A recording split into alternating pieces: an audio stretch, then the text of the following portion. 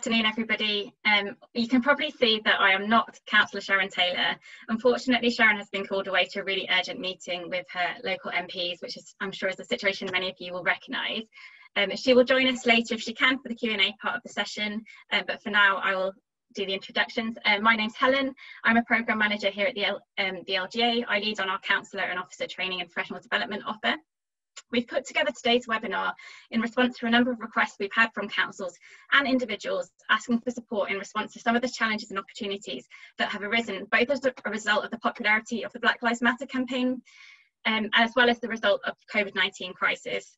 Both have brought about a renewed focus on the issues of equality and diversity. Before I introduce the session and our speaker, I'd like to mention a couple of housekeeping points. If you'd like to ask a question, please do so, but use the Q&A function within your Zoom feature. It should be somewhere along the bottom. You will be able to access the slides afterwards. If there's anything you'd like to revisit, we'll be sharing those on the LGA website afterwards. So before I hand over, I'll just do a little introduction to our guest speaker today, Dr. Carl Verma. Carl is a senior consultant, leading authority and training and organisational development. He's worked for over 34 years, work on leadership training, coaching and organisational change. He's worked at both a national and international level, providing expert assistance to a wide variety of organisations. In particular, he brings a great deal of experience from his time working on diversity and inclusion with the police. I can see, Sharon, you've been able to join us. I just was holding the reins temporarily, but if you would like to, if I can hand over to you to say a few words about why we think this topic is so important for the sector at the moment. Yes, thank you very much, Helen. I apologise for being a few minutes late. I've been unusually, I normally have to run across the road from the Houses of Parliament to the LGA, but today it was just a Zoom glitch that held me up getting from one to the other. So I've been speaking to MPs in Parliament, so my apologies for a slight delay. Welcome indeed to this session. My name's Sharon Taylor. I'm the LGA's Equality and Diversity Champion, and I'm the leader of Stevenage Borough Council. Stevenage is in Hertfordshire. For those of you that don't know, first stop on the train when you go out of King's Cross. And before I introduce the session and our speaker, I've just got a couple of housekeeping points for you. I hope you haven't said these already, Helen, because I'll be repeating the boring stuff at the start of the meeting, but it is vital. If you do want to ask a question, and we want this section to be interactive, please use the Q&A function, and you'll be able to access the slides after this webinar on the LGA website, so you don't have to furiously be scribbling notes all through the meeting unless that's what you like to do. So we will be able to have the slides. And I'm delighted to be hosting this webinar on behalf of the LGA. I've held this role as Equality and Diversity Champion for about 18 months now. This time last year, we had a very, very successful conference where we were talking about many different aspects of equalities and diversity. And it was a huge eye-opener to me, and I hope to the other people that attended, to see the multifaceted nature of equalities and as they appear for us as we look after the communities that we serve, but also amongst our staff and the teams that we work with. And I think as we've gone through these last few very difficult months, we've all been aware that there have been some very dramatic aspects of inequality that have been very prevalent during the COVID pandemic. We know, for example, that BAME communities have been much worse affected by the virus than other parts of our community. We know that people with pre-existing medical conditions have been much more seriously affected. We know the impact that this virus has had on those with mental health issues, and we've done a lot of very good work on mental health within the LGA Equalities team. So they're just three of the examples of ways that it's badly affected people. And I've got two daughters with, they've got three young children each. And like many parents, they've been wrestling with homeschooling, working from home, all of the concerns and worries that their children and they have about the pandemic, and trying to juggle all those things at the same time. So there are lots of issues that have been very noticeable as we've gone through these last few months. I'm part of the Community Reassurance Cell in Hertfordshire, and we've done an awful lot of work around identifying how we can support those people who have been disproportionately affected through the pandemic. And I think, some good practice is developing all over the country on this.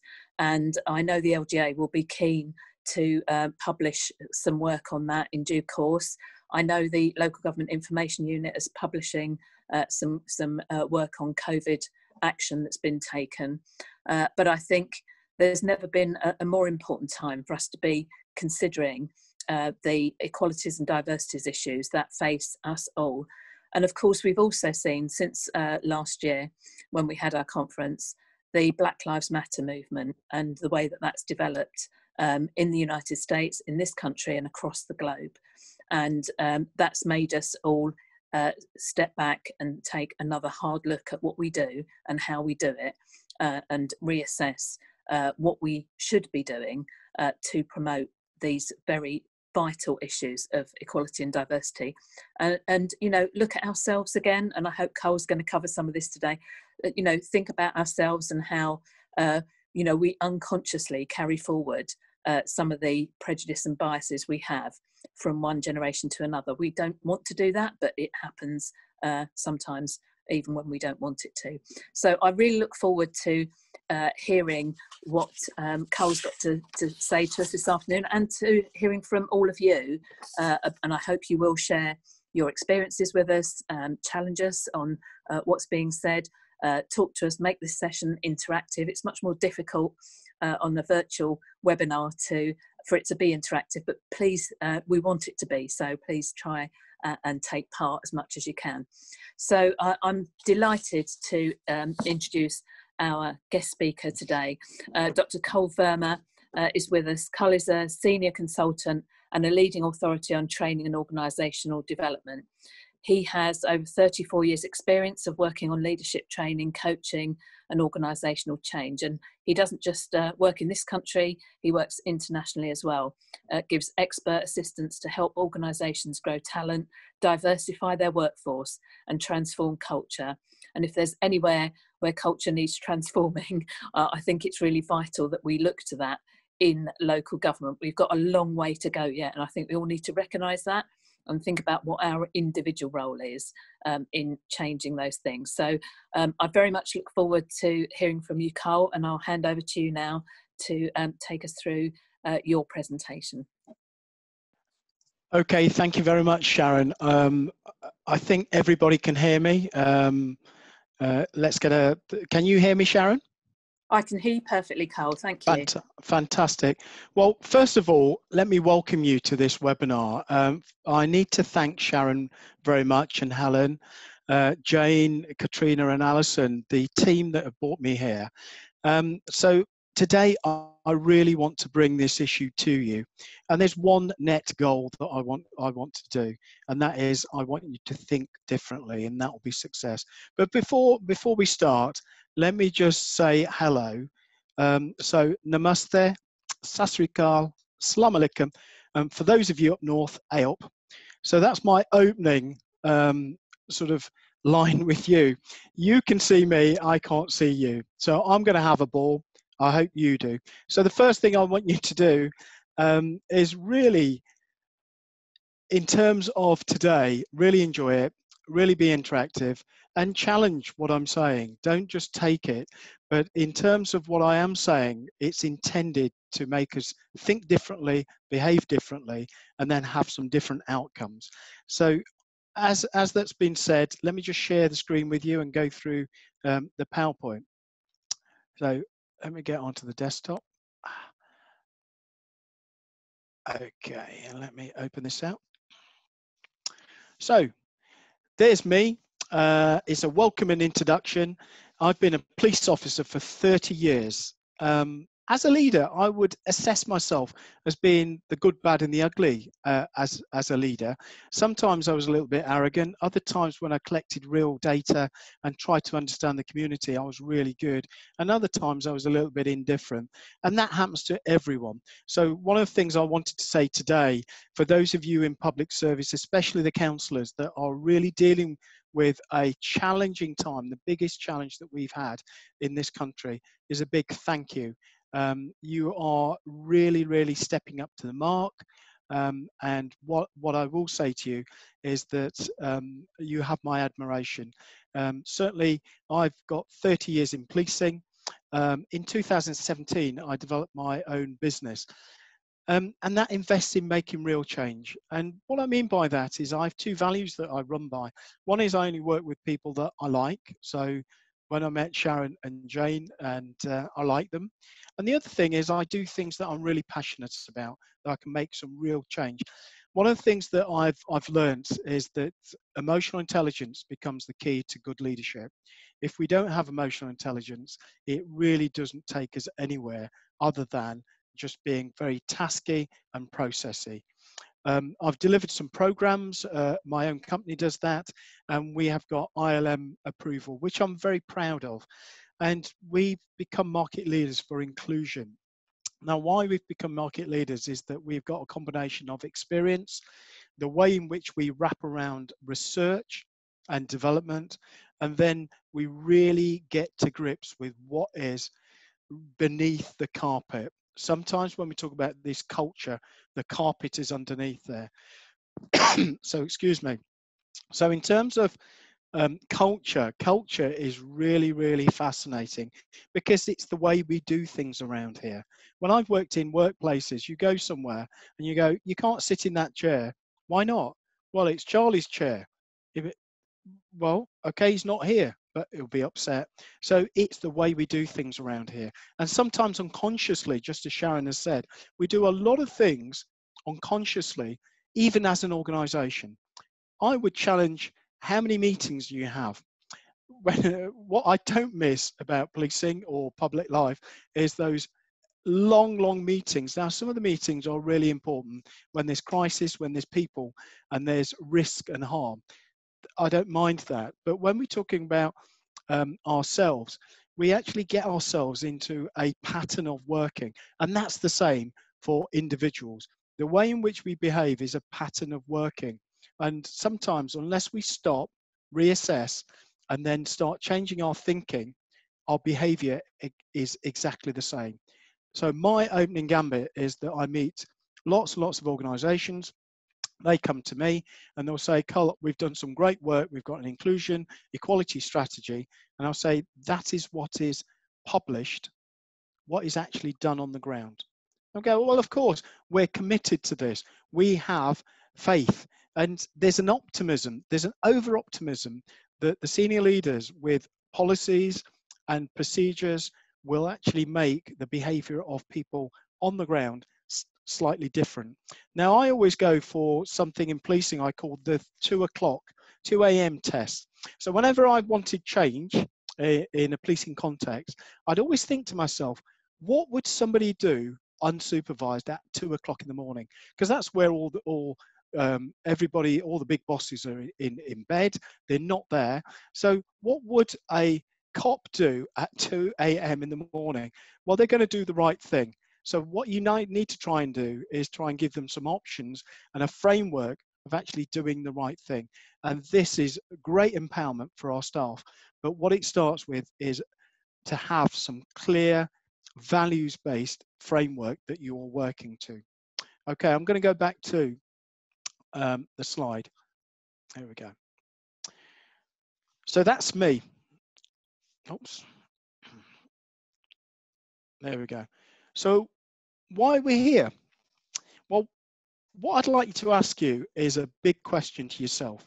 And it's a question, what am I going to do as a counsellor to make sure, there's a typo in there, I improve diversity and inclusion? So what are you going to do to actually make sure that diversity and inclusion is embedded within your organisation? We all talk about it, but to embed things is really different. And what I want to look at is develop personal knowledge and understanding of diversity and inclusion. Understand the value of having good comms, good communications. And we'll talk about respectful conversations. And sometimes there's a little bit of a fear about talking about race because you really don't want to upset people or say the wrong thing.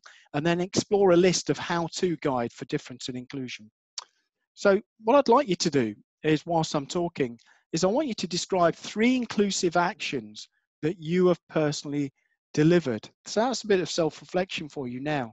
So whilst I'm talking to you, what are 3 things that you have done to make others feel inclusive? Let's just keep it into the workplace rather than at home. So when you are a counsellor, what is it that you've done that's been inclusive? What I would say to you is that if that trips off the tongue really quickly, I would say that you are quite well versed in a little bit of self-reflection, what you need to do.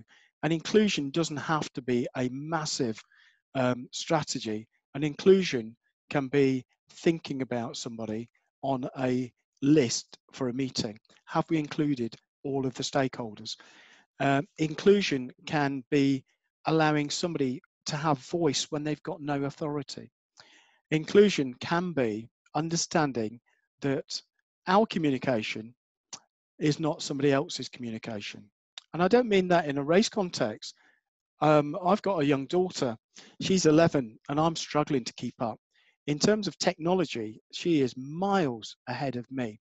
So when I'm speaking to her, my conversation, and I think I'm speaking English, but to her it's gibberish and it's dad speak. But to her, she doesn't hear it. So I need to find a way to bridge that gap between communication. So for that self-reflection, it's quite a neat trick in terms of for you to say on an everyday basis or a weekly basis, what 3 things have I personally delivered? We can all go on about the organization. We can all go on about the team. We can all go on about how we externalize things and we don't internalize our personal drive in terms of equality and inclusion. So that's the first exercise I'd like you to do. I hope you find that interesting. So the design flow of this workshop, and I always like going in a flow, is that I want to generate some ideas that you are going to respond to. You're also going to be given some polls when I'm talking so that you can put your comments on. And then what I want you to do is just to experiment with the ideas in your head, and then towards the end, just evaluate what you got from this, and then decide what you're going to carry on into the workplace. So that would be the design. So what is difference and what is inclusion? Well, that's quite an interesting one. And if we were in the same room, I would be dividing you up into groups to say, what is difference? Now, in terms of difference, the human brain is wired up to look at difference. That's the way we're biologically evolved. What we did was we looked at people that looked the same or different to us, and there's a difference. When we go on the streets, people are looking at how you are dressed. Say, for instance, on match day, you'll have 2 sets of supporters that are dressed differently to each other. So in terms of the human psyche, in terms of our biases, we're always looking for difference. What we've done really, really well in this country is when we're talking about equality or inclusion, what we do is that we're really good at pinpointing what difference is. So when we look at difference, we start to gather data on which parts of our population are different. Now, sometimes it's useful, and other times it's just a data collection rhetoric. I call it just building up a pattern of collecting data. So when we have got difference really means that we are identifying people. It's a fact or a quality of being diverse. That's our difference. So what is the fact or quality? It could be from your heritage, it could be your skin, it could be being a woman. Difference also is about a point or a way which people think that they're dissimilar from each other. It really tickles me sometimes when I go around the world and the same values about shelter, family, love, society, calling to one's profession is exactly the same all around the world than it is in this country. And yet we think people are different because they're geographically located in Kenya, Peru, or Rwanda. And the other bit about difference is that we're always trying to look for unique characteristics. What do people do differently? So when I was very young in this country, the difference that I was shown, which seems quite bizarre now, was that we had a different dietary system as being an Asian family. We ate lots of curry, and curry, by the way, is an English construct. Curry's not used in India at all. Uh, there is a dish called curry, but it's not curry. In terms of internalizing that, when I was a young kid, it was like, well, curries are smelly, they're spicy, they're hot, they're not British. Well, what's the best selling British food at the moment? It's either Chinese or Indian. It is Indian. But in terms of how we then acclimatize, understand, and then change our behavior is quite interesting as a population and as an organization. And then in terms of being different, in organizations that I've worked with, what we do is we look for inclusion or equality. So we differentiate people and we'll say, okay, you're over here because you're women, you're over here because you come from a BAME background, you're over here because you're LGBT. And then a phenomena happens where most organizations want those people to sort of work together in one sort of staff association or a group within an organization. And what you're doing is you're actually taking away the focus, the very focus that you should be looking at, from an LGBT focus, from a female focus or a race focus. And that starts diluting the very thing that you're trying to promote. The act of inclusion goes beyond identification of people. So when you have inclusion, it's an act that you do. It's a state of being included within that group structure. And that person is included within the whole. They have a voice. So let me give you a good example. When we have organizations and they want to understand their staff, what they do is look for difference and say, oh, well, we're on this board for equality or on this board for inclusion. We haven't got many black people. We haven't got women. What we need to do is bring them to the table. And then what usually happens when I observe is that they don't say very much. That they actually stay quite stifled. And that's because the access point has been given almost as a seat at the table. The access point, I'm arguing, should be given that you have a free reign in terms of your voice. Your voice is as valid as everybody else's, including the chairs. So when I see true inclusion, people have a voice at the table, not a seat at the table. And when I've spoken to a lot of organizations, that's where the staff associations and BAME members of staff feel a little bit disempowered, a bit demotivated, that they keep getting asked to do things, but they don't get asked to have a voice. One of the companies that I was asked to advise in London was a sales company, and what they wanted to do was actually improve their representation in terms of people from difference coming into the company, and also being represented on senior teams. And I found one or two BAME and female members of staff, and they were always asked to go and do the asked to go and do the photo shoot for the organisation. So you always have a black face on the recruitment drive. And when I spoke to these members of staff, they were saying they were fatigued. They were fatigued by the lack of progress in the organisation.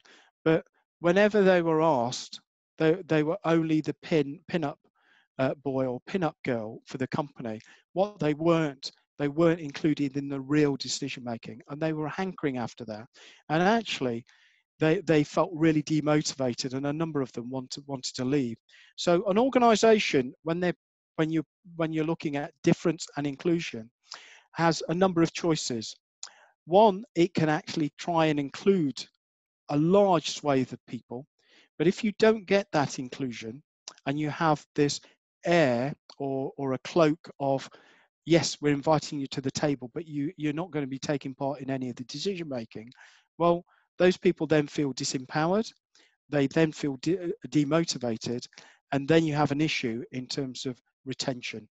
So the three things I would get you to focus on is, one, how do you recruit people into your organisation in terms of internally within councils.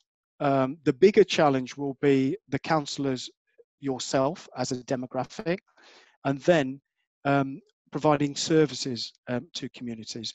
And then how do you retain people? Once you've attracted them, how are you going to keep them there and keep them motivated? My argument is, if you don't have that true inclusive leadership, then people aren't going to feel motivated and they're not going to stay. Let me go back to my PowerPoint. So what I would ask you to do is, what does inclusion mean to the individual, the team, the organisation? So when you go back to your councils, be really interested to answer that. You know, what does inclusion mean to people?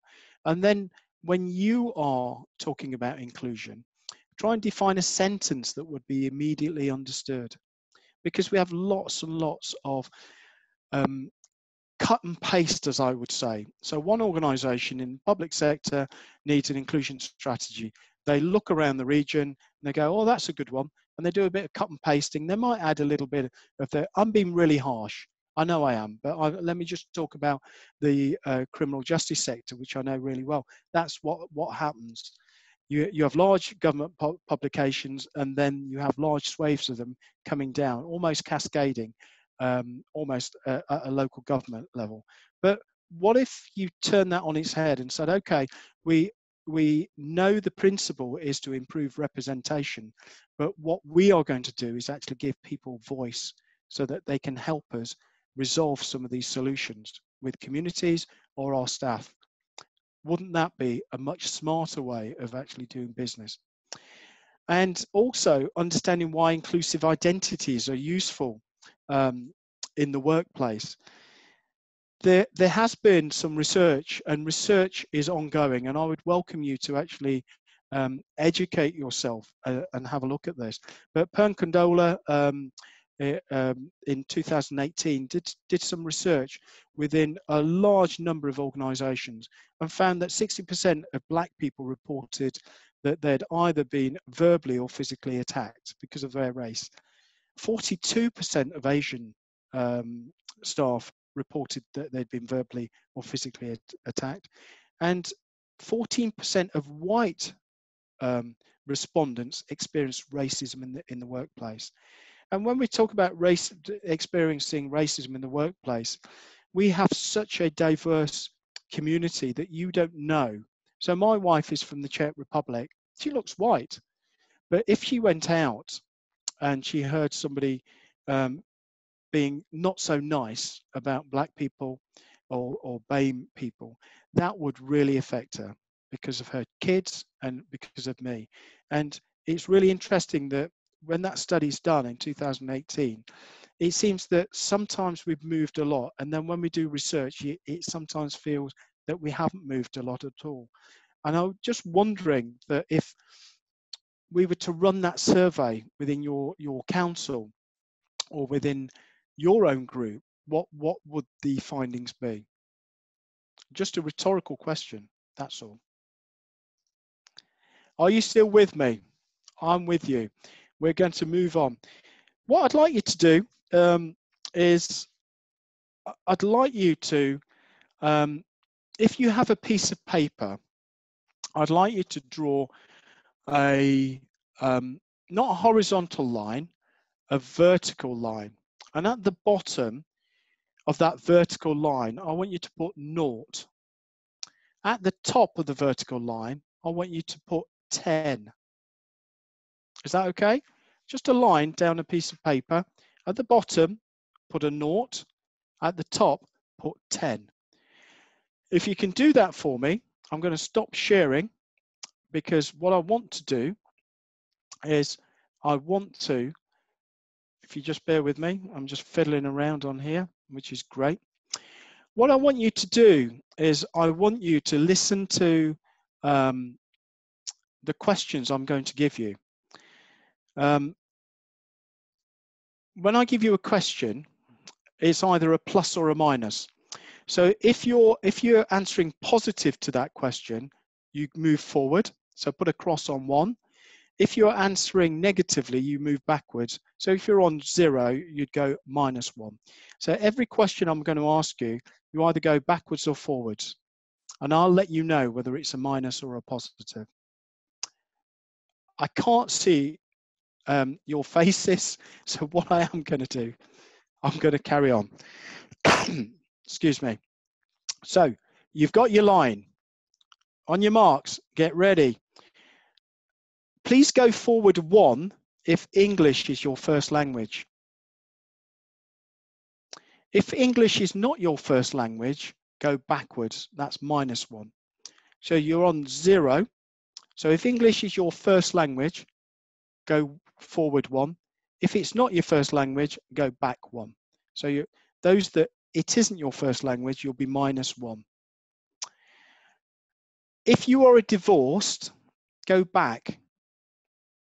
That's a minus. If you went to university, that's a plus.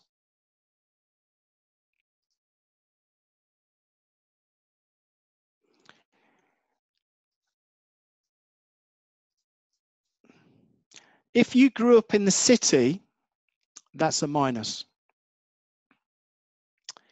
If you ever felt passed over for promotion, that's -1, minus.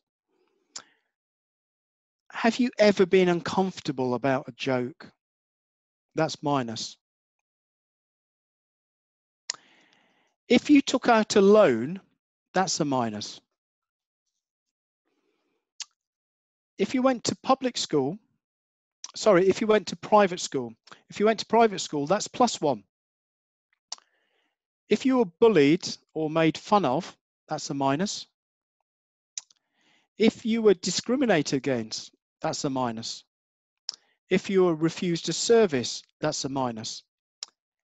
Have you been stopped and searched by the police? That's a minus. Have you ever felt unsafe walking home? That's a minus.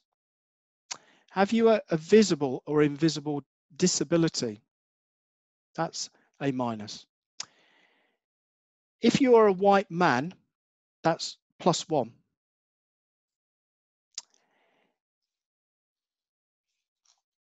If you play golf, that's +1. Do you belong to a members club? That's +1. I'm going to stop there, and I'm just going to invite people, if you can, just to put your scores. What were your scores? I'm just going to have a look at the Q&A.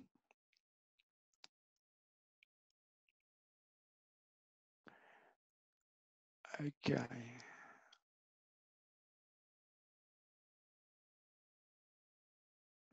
So I've got, we've got Kerry Vinton, -3, Abby Whitting is -4, Zoe White, -5, Tanya Wilcox, -6, Ruben is -3, there's -7, -2, Andy Coles, Siobhan is -5, Guy is -1, and Angela is -2. Okay, so you've done that exercise, and majority of people are minus.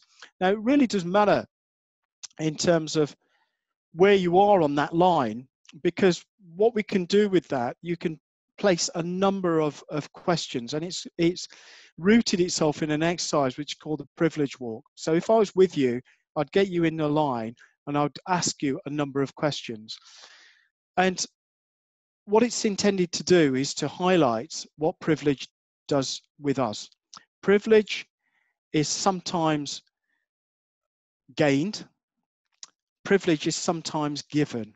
So I live in a very affluent village, and I know a lot of the kids are going to have a lot of privilege.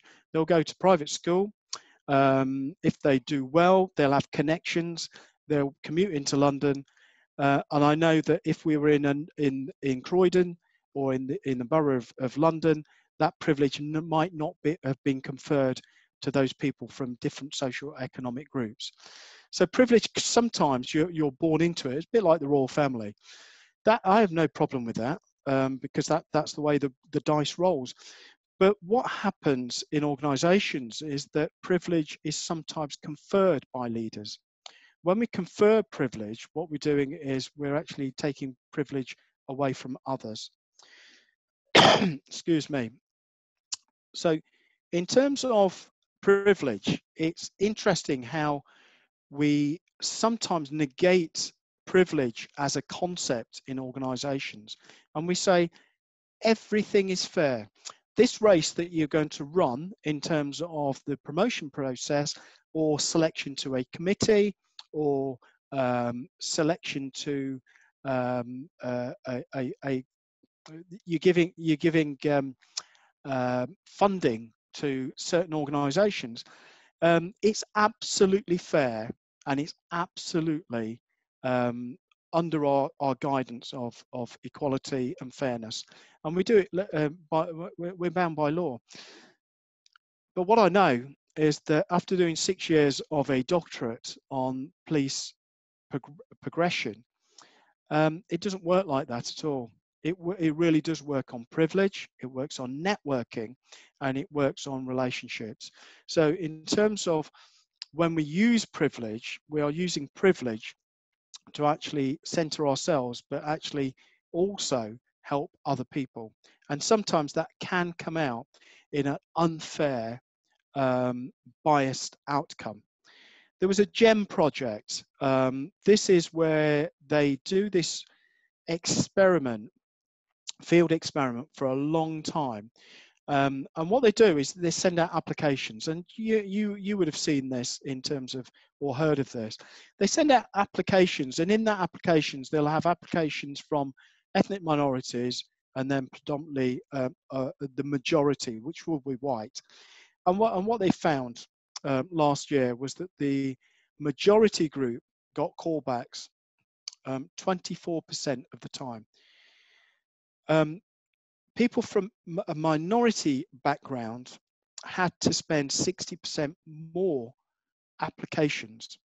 What they also found was that there was a bias, a massive bias towards people from a Muslim community, from Nigerian community. And this study was conducted in the US and Europe.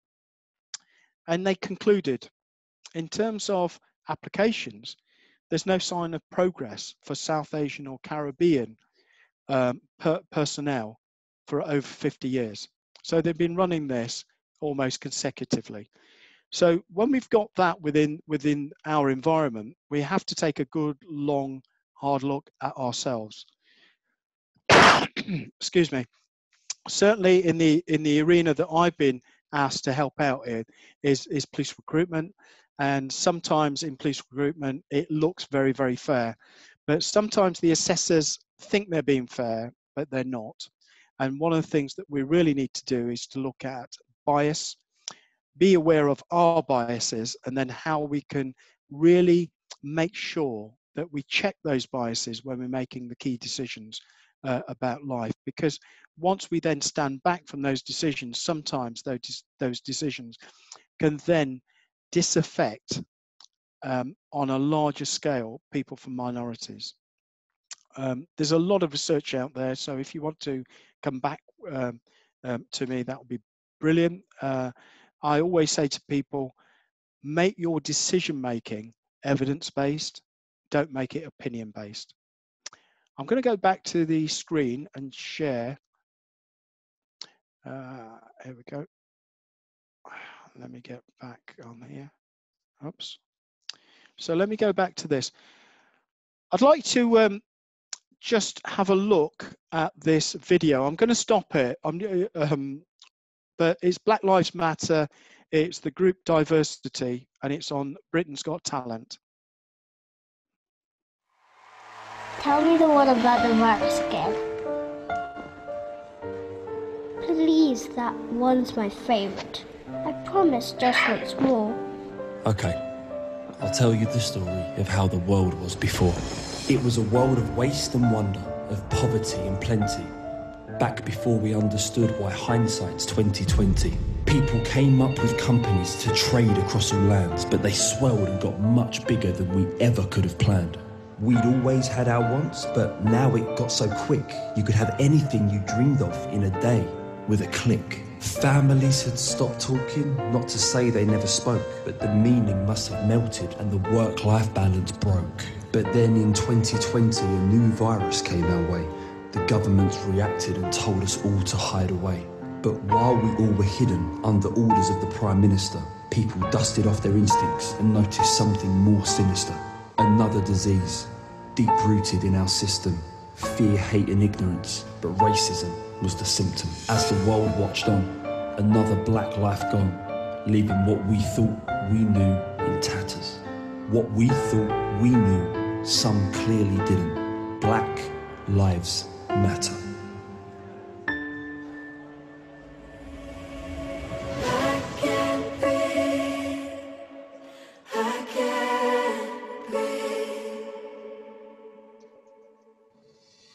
Nobody's born racist, man, it's something you learn. Deep-rooted in your brain from the day of your birth. I think it's time that we repair all of these bridges we burned and let love out of our hearts onto the cheeks we've turned. Spread love, show love, let's get rid of this curse. Don't wait for anyone to act, man, you go first. 400 years wasted, let's get rid of this hurt, cause that's the only way we'll ever see peace on earth.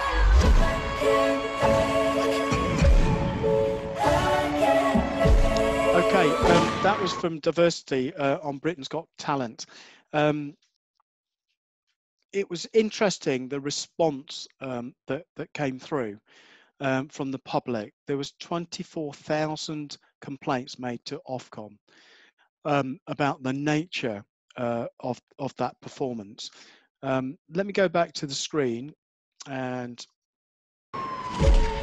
stop this and go forward. Oh. And the complaints came like this. These were the categories. So 1, it was racist to white people.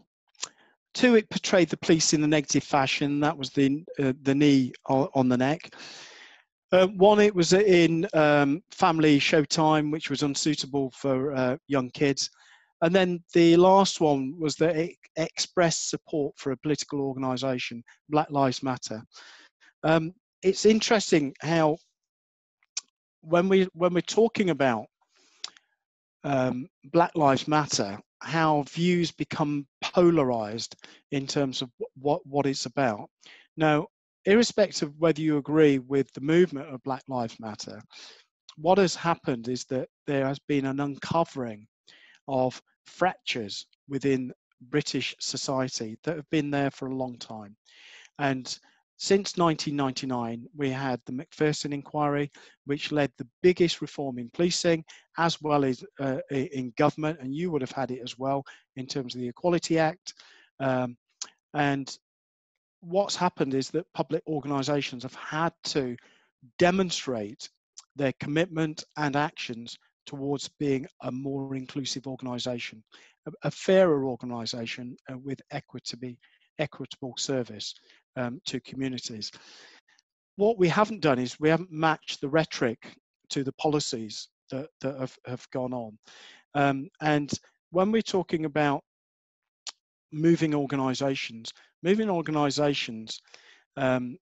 to Black Lives Matter means that we need to understand what the issue is.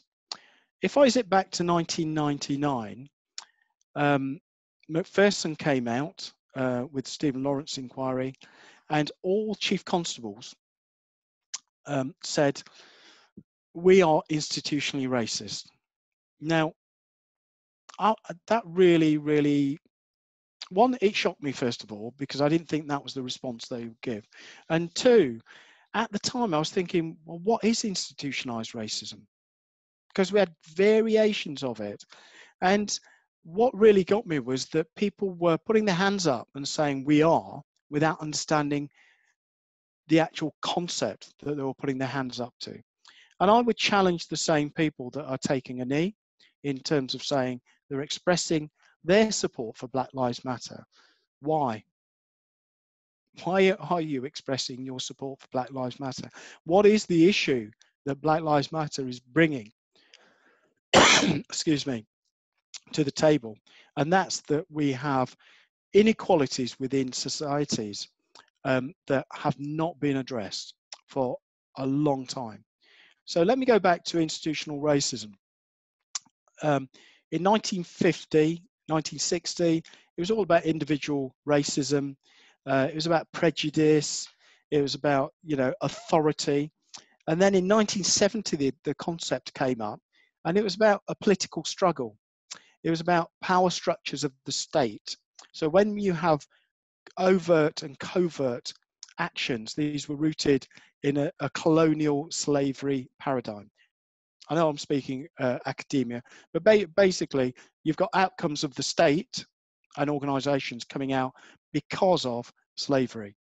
And then in 1980, we started having a conversation about this racial inequalities coming out with unconscious bias. So somebody's put in there in terms of unconscious bias comes in. What that means is that you can be doing an action and not be held accountable for it because you didn't know the action you were doing was wrong. So unconscious bias is, I don't know I'm doing this wrong, so I'm really sorry. And then there's an academical debate when Macpherson comes in, and it conflates the two issues together for me. Institutionalized racism is an individual act as well as almost like an organizational act, where those two issues are conflated. What the police service still hasn't done, and it still debates in a very polarized way, is about institutionalized racism. Some people say it's an unhelpful term. Other people say it should really go stronger and we should have X, Y, and Z, positive discrimination. When I draw back and I speak to leaders, I say, first of all, you need to understand what it is. And then secondly, you need to understand what it is that you are going to do within your organization. So where we've got the idea of institutionalized racism, the outcome is that actions and ideas produce disparate outcomes for certain people. That's it. That's it in simplicity. So when we know that, what we need to do is we need to review what our actions are and review what the outcomes might be. Now, it sounds really hard to do, but it isn't, because your actions are always a combination of your beliefs, the processes, and the values that you hold, i.e. your culture. So we need to re-examine those. And then the other bit is that the structures of the organization, hierarchical as they are, seem to always move towards consolidation of that privilege instead of away. So that's my academia stopped, because I can go on for hours. But in terms of these complaints, it really was interesting for me to reflect, to say, we've had this debate before in 1999. And I think we failed. We actually went down a blind alley. We went down a blind alley of institutionalized racism without coming back to see, okay, what is it that we're talking about? So I would urge all of you, whatever actions that you're taking, take a reflective step back and say, why is it that we are doing this? So whatever action that you are going to be doing, why is it you're doing it? The why then leads on to the what, and then the how becomes a little bit problematic, but there are loads and loads of innovative actions that are happening out there. So when we talk about leaders that have emotional intelligence, for me, some of the traits that I've seen that are really useful in terms of moving the dial forward is really to have a visible commitment. You're talking about it, but you're talking about it in a really positive way, but you understand it as well. You're not just doing management bingo, which we're all inclined to be doing. And then there's a bit of humility about ourselves, about who we are. And then there's an awareness of our bias. And I think that's a really good check for leaders. And then there's a natural curiosity about others. And this is where if we don't know, let's just say we don't know, and we have to collect that information. Some time ago, when I was at the College of Policing, I got given a project, and it was on transgender. It was a transgender conference that I needed to put together. And boy, did I not know about transgender. But, you know, after that conference, I was so curious, I did. And that was a real wake-up call for me in terms of saying there's a part of society that you know nothing of. And once you really, I'm not saying I'm an expert, all I'm saying is I had exposure, and I was curious to find out about others. Are you curious? Let me go on to the next slide.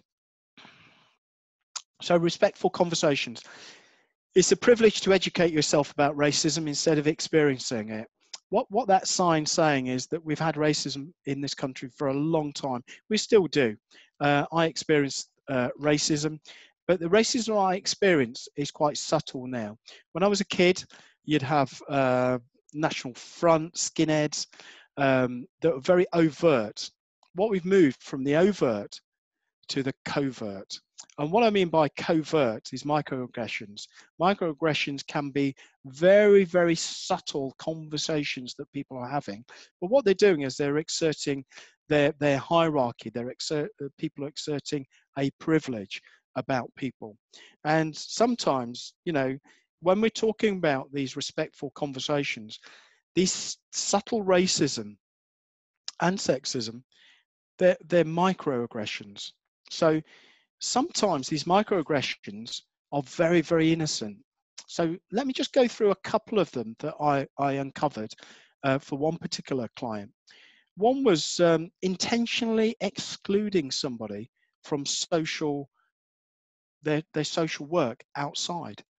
And it's quite interesting when, you know, you're working as a team and somebody excludes you. It's quite a disturbing fact, because you're not being included. Sometimes a little bit of abuse in terms of your ability, not your colour, just your ability, about you're not doing this work well, or sending it back, and you say, well, I've done everything you wanted, what is it? But the other person being very reticent in terms of giving you a clear framework of moving forward. And then assumptions about ability. You know, you can tell a lot. So in terms of communication, you don't have to say a lot, but I can see it in people's eyes and the way that they behave, that sometimes they're doubting you. They're saying, can you really do this? Instead of having some faith in you, and being treated differently. And being treated differently could be making an assumption about one case we had was somebody wasn't invited to a garden party because there was a hog roast, and they knew that the invitee was Muslim. Now, it's a logical leap to say there's a hog roast and it's a Muslim, but it's not a logical leap to say, would you like to come? Because I bet you with that hog roast, there would have been a whole range of other food that would have been acceptable for that person. So one of the things that is interesting is that we have this covert nature of microaggressions. They go underground. So let's take an example that I know very well. Every police service that I'm working for at the moment, they'll have a police policy to say there is no racist language. If you do that, you're out the door. Yeah, it's interesting that despite having that policy, language still abounds at a lower level. The sad fact is that people aren't reporting it as much. And then the other one is that there is no broader change in the culture. So what is it that we're doing, and how can we actually manage this? One of the ways of doing it is to actually talk and engage with people. In a hierarchical organization or a large organization, it's really difficult to get people to talk. And that's why when I'm engaged, I become the broker between the strategic management, and also people on the ground. And as long as you do it in a very sensitive way, you can actually have conversations. People will have conversations with me that they won't have with their own organisation. So that shows a little bit more about whether people feel safe in speaking or not. Now, Carl, here's my Carl, I don't know if you want to just keep going. There are some questions and comments appearing in the Q&A. Do you want to take some of them as we go along, or do you want to wait until you finished your? What would you suggest? Well, it's some of them are relevant to the various sections you're talking about, so I think it might be useful just to pause there for a moment and go into some. I think the point you just raised immediately before I interrupted you, and apologies for doing that, okay. Was a very key one, that about where we find these safe spaces to ask the questions that we do wrestle with. I was interested in your comment about transgender. I had a very similar experience probably about 3 years ago now at a Fawcett Society presentation, where it was very clear to me there was a whole area of equalities and diversity that I had no knowledge of, no understanding of. I think there was an age thing involved in this, because clearly the young people in the room knew exactly what was going on, and I didn't have a clue, and I have to put my hand up and say that. So I went and found out about it, because obviously it was important to me.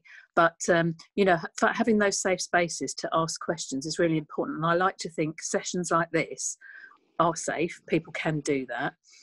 So if I just turn to some of the comments we've got on the Q&A.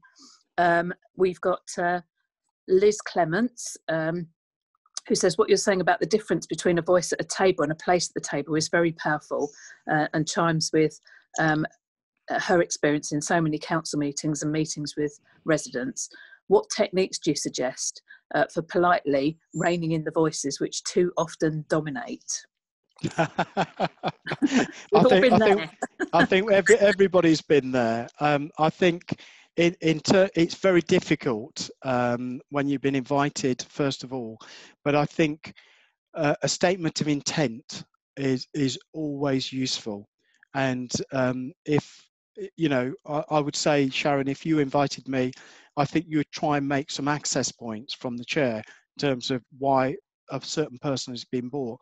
But in terms of techniques of getting heard, one of the ways of getting heard, I think, is to be very respectful, but at the same time be very clear about what you are saying. And I'll go back to that point of being evidence-based rather than opinion-based. So when we're having these conversations with people with a lot to say, they have a lot to say about their brain. They'll just keep going and riding over other people. If you have a good chair, that's usually quite nice. You'll be brought in, but just politely, just asking in terms of a question, ask a powerful question, but root it in evidence.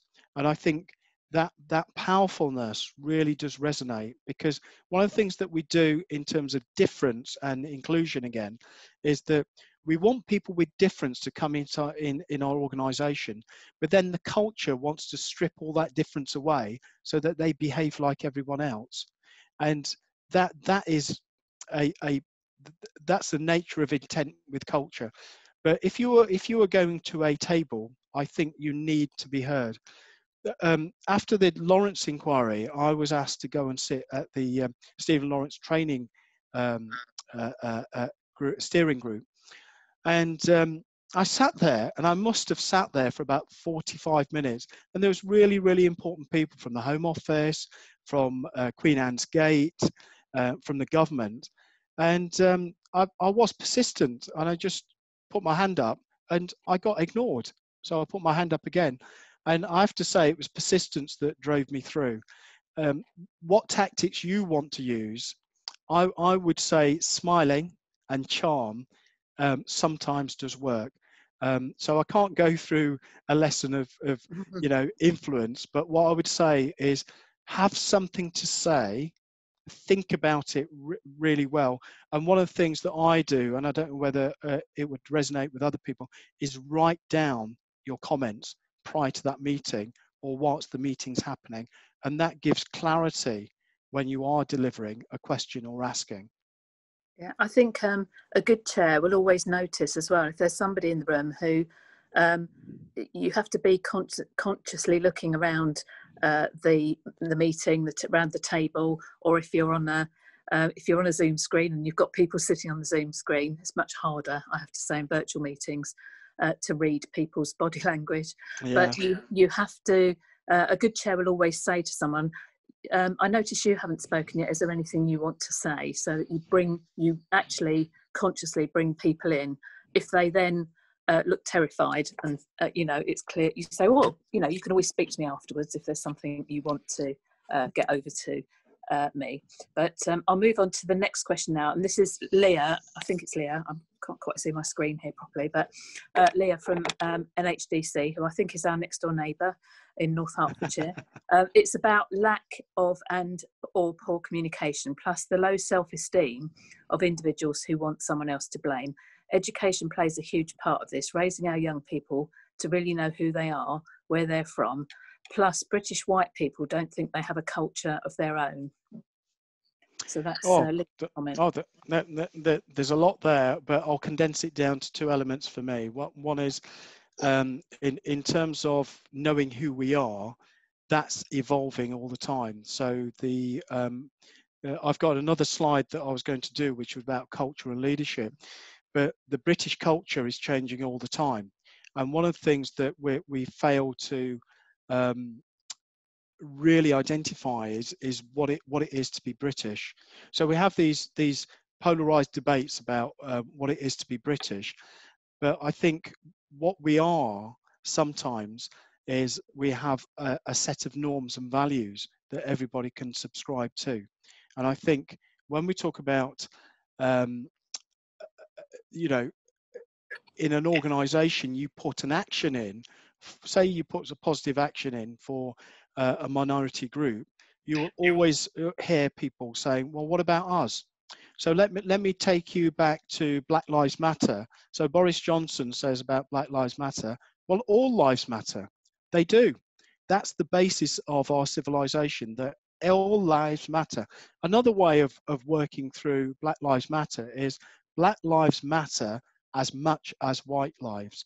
Now, if you are then going to be pulling away at that focus, so Black Lives Matter is looking at racism, and the spotlight is on racism. By saying all lives matter, is you're pulling that spotlight away from the very thing you should be looking at. And no one is saying that it's only Black lives that matter. And I think people are missing the point when they say that. By saying that, sometimes you can dilute what it is that you should be looking at. And here, I'll go again with organisations sometimes trying to put staff associations together as if they're homogeneous and they're one. So Sharon, you spoke about the transgender. If you had a transgender group, that wouldn't really chime with a BAME group. You would have totally different issues that you're trying to focus in on. Yeah, I think that's very clear from listening to you that is the case, and I think people have that's chimed with people because they're responding to that in the Q&A. Tom says his is just a comment really, that the footage of diversity that you showed, struggling to see why it was controversial. I think quite a lot of us did at the time and since then, but Tom wonders if the large number of complaints were orchestrated by a relatively small number of people. And of course, we know that does happen, particularly with complaints to TV and radio stations. And then May, how do we walk that very fine line between being racist and making a remark that to some may be racist? This can cause resentment to some where they feel the freedom of speech has been curtailed. An example is one of the characters in a TV comedy series is called Chinese Alan because he likes Chinese food. To some that is not racist, but to others it is. I don't know if you want to comment on that. Well, I've got to say, with 30 years of policing, we had nicknames, galore. And one of the things that I really stamped out was nicknames. And one of the nicknames that we found was in Greater Manchester Police, where a black officer was celebrating their promotion, their retirement, and his nickname was Regin. And at his retirement, somebody said to him, "Well, do you know what Regin means?" And well, if you spell it backwards, it means nigger. So his nickname was that. Where you have an association with nicknames, there is an unconscious bias that is flowing through. So you got Chinese Alan. So why isn't it just Alan? Just because he likes it, Chinese food. And we can make all sorts of sort of assertions around this. But, you know, if you're calling somebody chalky, you know, I don't mean any offense. I would say that if you're unsure, first of all, why we're using nicknames, and we use nicknames in a number of ways for your own children. I've got nicknames for my children. But when we associate a word with something, it really is putting a privilege marker. So think back to there was London's Burning, a program, and there was a guy called Sick Note because he was always being sick. Well, that's denoting a value judgment on somebody who's always sick. So for me, I get really the hairs on the back of my neck go. And the other bit in terms of having a conversation is I would really encourage you to have a conversation with people of difference. And one of the things that stops people is that fear that I'm going to say something wrong. I would say that if you approach it with the right intent, the other person will always receive it in that way. And go back to the transgender, it's asking a question, it's not putting a value mark. Why aren't you like this? That's the value mark. Asking a clear question of who, how did it feel, and doing it in a sensitive way gathers a lot of information. And one equation I'd like to give you is that if you are going into a conversation that is you thinking, oh, I might slip off the edge somewhere, but you approach it with respect, the outcome will always be dignified for both of you. So if you use respect, the outcome is always dignified. If you don't use respect and you use bias or privilege, then that's where the outcome won't be the outcome that you're looking for. Thank you for that answer. And I'll just summarise some of the other comments, and then I'll stop interrupting you. No, that's fine. So Kerry's recommending a film on YouTube called The $100 Race. A couple more comments around education and young people, and the fact that the curriculum isn't very diverse. So how do we expect conversations and organisations to be? People bringing their whole self to work, and I think that's been interesting in the virtual world, as our questioner says. You know, people's children come in the room, their animals are there. My dog's always interrupting and heckling me when I'm on calls. So you're sort of learning more about people perhaps than you would have done in the workplace. Some people talking about high performing organisations they've worked in, creating those mixed teams and celebrating the difference that inclusion brings to those teams. That does, you know, that's certainly my experience. I used to work in policing as well, Cole, so I'll have to put my hand up and say that. And very much that was the case. When the more diverse your team, you know, the more creative and innovative you could be in the workplace. And I think that's been a very positive experience for me. And then, you know, people talking about opportunity, access, treatment, and of course who holds power and control, and whether they really give that up or they just I think you've talked quite powerfully about people making the gesture of doing that without actually doing it at all or wanting to do it, which is very true. So thank you to people for all the comments. Keep them coming, and we'll go back now. I'll stop interrupting Cole and let him get on with his presentation. But thank you for those comments. They're really, I think that somebody did mention that, are we on a webinar like this, are we preaching to the converted? I hope we're not, because, you know, we always learn something from each other. And I think, you know, as I said earlier, it's really important to give people a safe space. You might not want to ask the question in your workplace. It's funny, I'll just give you a quick example. I was on Twitter, I'm an avid Twitter fan, and I was on Twitter the other night, and somebody had posted a film of Everton winning a football match, and they came, when they come on Everton, they come on to the Z Cars theme, and I thought, I wonder, there's obviously there's a reason that everybody knows about why Everton come on to the Z Cars theme. I don't know the answer to that, so I posted it on Twitter. Oh my goodness, I had about, you know, I don't know, 100 replies from people that all of the answers to that question were, nearly all of them were different. So nobody did know the actual answer, but people said, oh, I'm really glad you asked that question, because I've wondered that for 10 years and I've never wanted to ask, because I'm an Everton fan and it was a bit embarrassing to ask the question. So the question that you're thinking of may be the one that everybody else wants answered to. Okay, thank you very much, Sharon. That was a great interlude. Thank you for doing that. I think that's helped the help set the scene a little bit more. So here we have what is British. You know, I love all of those symbols are fantastic. You know, Mini was my first car. When I go away on holiday, let's hope we can in the near future, and all I can think about is my first cup of tea. Those iconic boxes that when it was raining, or you know, you needed to make that phone call to your first girlfriend, you'd run out. That was fantastic. So culture changes and leadership changes, but what we do know is that in terms of this culture change, how do we change culture? Well, first thing is we are the culture. That's what I say to people. Everybody in every organization that I go into always says, it's not us, it's them. And I always say, but you are the culture. You are the middle management. You are people. So one of the things about culture is it talks about occupational norms and values that are rooted in hierarchy. So everybody wants to be top of the tree. And these occupational norms are the bits that we really need to get.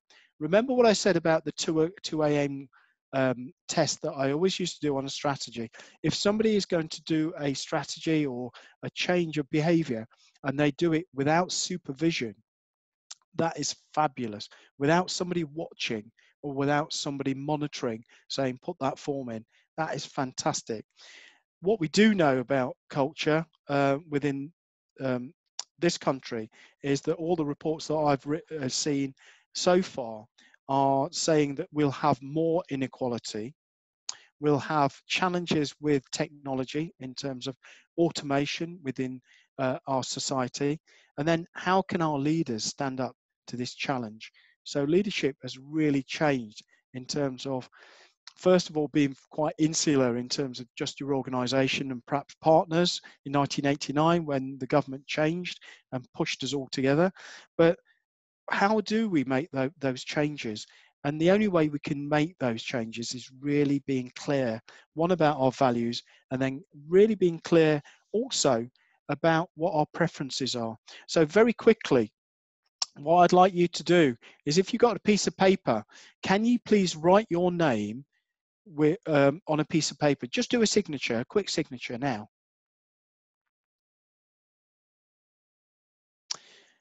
Now, what I'd like you now to do is to change the pen over to the other hand, and write down your signature. Now, I'm not going to be able to get responses from you live, but I dare say those of you that put your signature first time round, it was nice and clear and succinct. If you then put it onto the other hand, that would not be. It might be a bit shaky like this signature. But God forbid, if we then got you, what your writing hand was chopped off, you would develop a skill and you could sign it as well as your good hand. Excuse me. Why I'm saying this is that each one of us carries around a preference the way in which we do things around here, and that preference can sometimes stifle the way forward.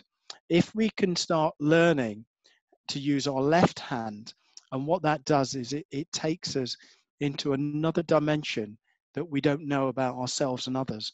That really does clarify our thinking about how we can move forward and be more inclusive. So, how-to leadership questions. Now, these are not exhaustive. I've not written a book. There's loads out there. But these are some of the questions that I'd like to really ask you.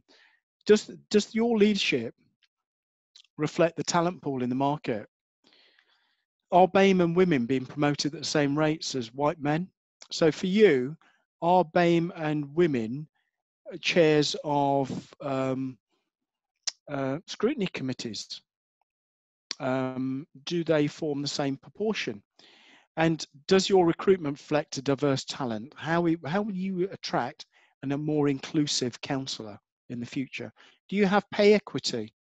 Having worked with Crawley Borough Council, I did this, and please don't throw anything at me, but I was on the remuneration committee, and boy, was that an eye-opener in terms of who got what.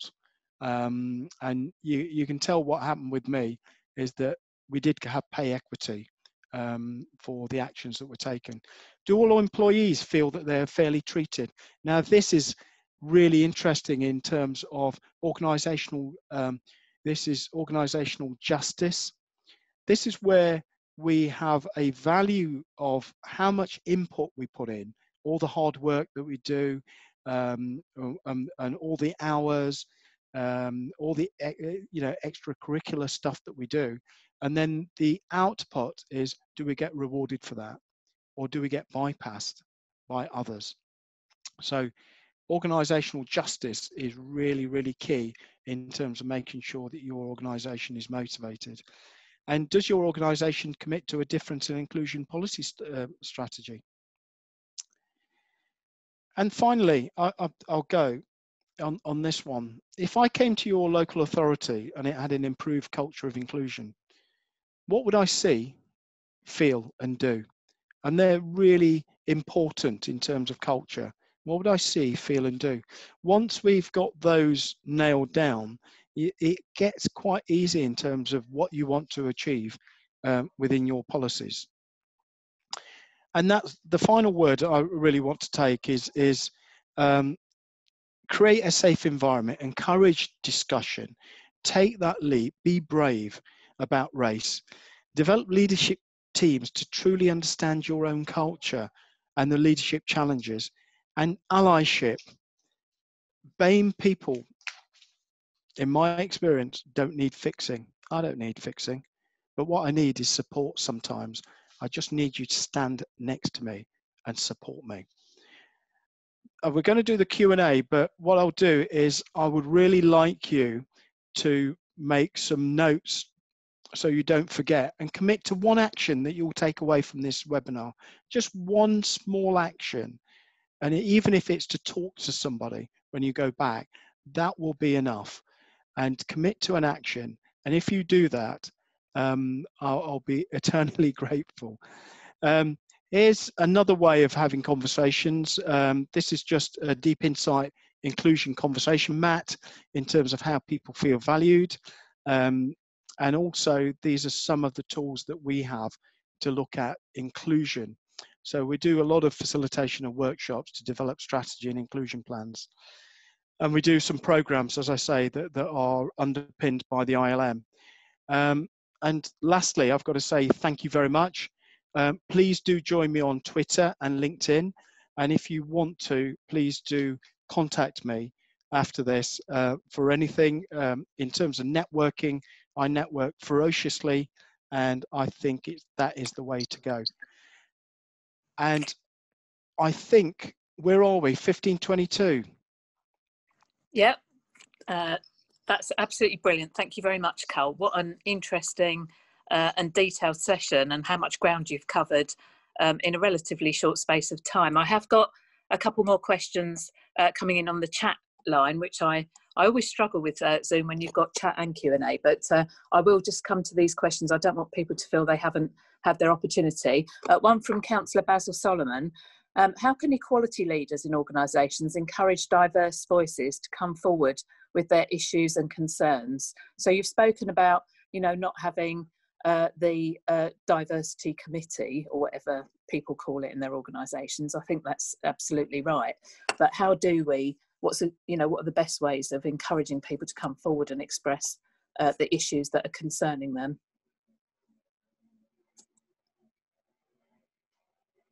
You need to unmute yourself, Carl. Thank you. I think there's two ways that I've seen that have been really effective. One is that you get signals, you get these subtle signals, and where I see strong leaders who are really actively committing to inclusion, they are giving a signal to everyone that you can have these conversations. Two is you can have workshops. The workshops work really well. You can get anybody in, but external facilitators are fantastic because they don't bring the baggage, they're not from the culture, and actually they can allow some free conversation.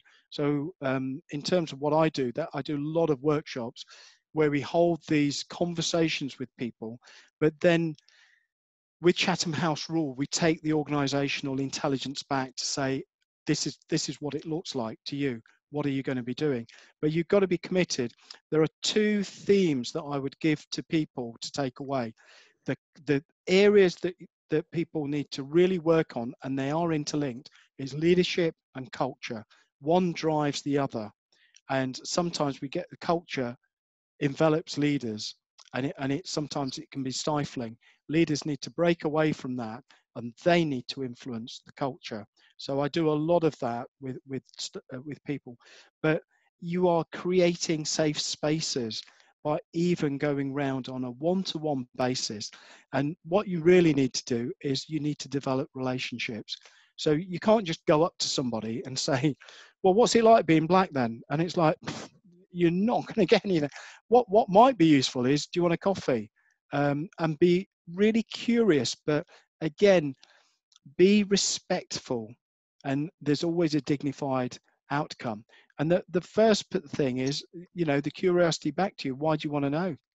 Why is it you want to know? What is it that you're hankering after? So I think there's a whole range of suite of tactics that you could do, but it's dependent on what the outcome is for you. For me, all I'd like you to do is go back and speak to one person and show them support. Just show them support. That's all. You don't need to give them anything. I think you've actually answered Justine's question, which was how can we be effective white allies? And I think that speaking to one person, provide them with some support, be a mentor for somebody, and you know, work with them. And another question from John, who's interested in your thoughts about the fact that this may require, on occasions, some of us to give up power and space to allow somebody else to step into that space.